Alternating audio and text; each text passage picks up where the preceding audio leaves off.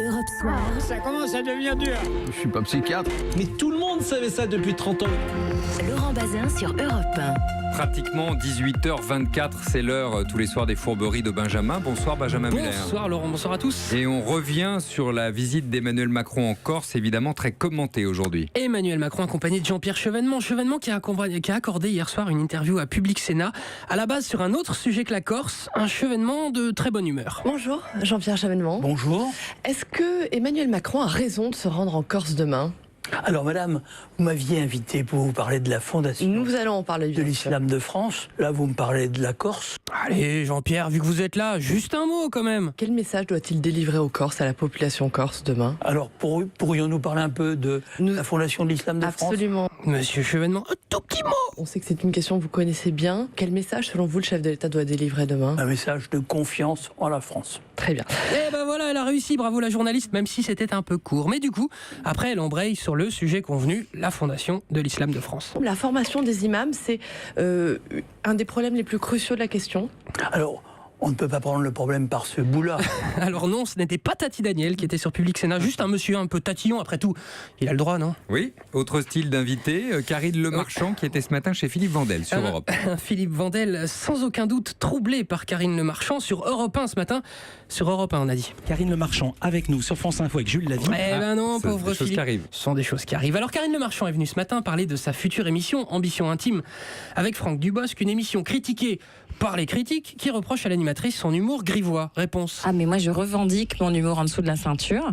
Je pense que Franck aussi, ça c'est sûr que Franck Dubosc plus moi, ça n'allait pas être un truc d'intello. Hein. Et alors aux intellos, on leur dit quoi Karine ? Et s'il y a quelques intellectuels à qui ça déplaît, bah tant pis pour eux, ils vont changer de chaîne. C'est pas grave qu'ils aillent sur Arte. Eh ben oui, bonne idée, allons sur Arte. Tiens, allons sur Arte. Là au moins on ne fait pas de vieilles allusions sous la ceinture. Oh mon Dieu, c'était un aspirateur à Minette. Toutes les femmes qui arrivaient dans son espace étaient aspirées par lui. Oh là, mais que je l'ai pas Arte, dis donc, c'est olé olé. Alors du coup, je suis resté sur la chaîne, bien sûr, par souci de vous informer, Laurent.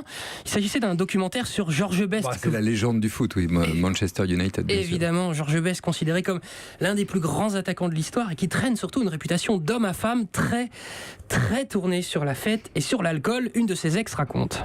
Il était tellement en forme physiquement. Dieu lui avait donné un don. Même s'il avait la gueule de bois de la nuit précédente, il pouvait aller sur le terrain, marquer des buts et être fantastique. Alors, à part Georges Best, peut-on gagner... la dame, hein. Non, visiblement, il y a encore une émotion certaine.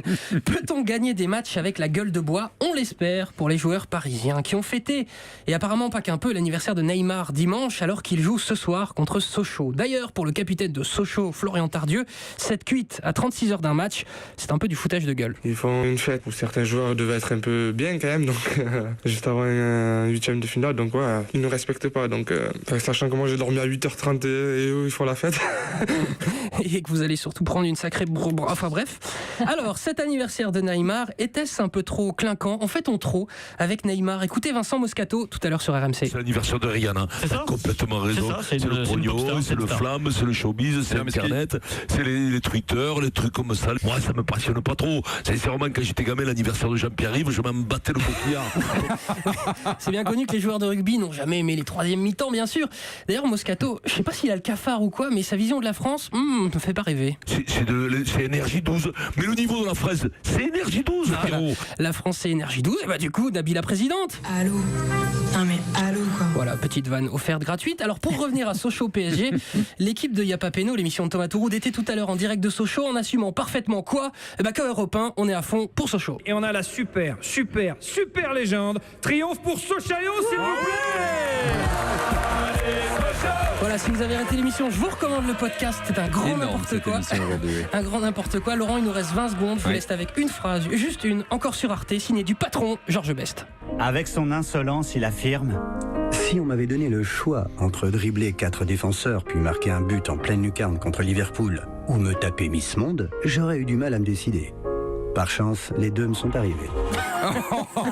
Pourquoi choisir ? Oh, le scoop de fin, magnifique. Benjamin Muller, merci. On vous retrouve évidemment demain à la même heure.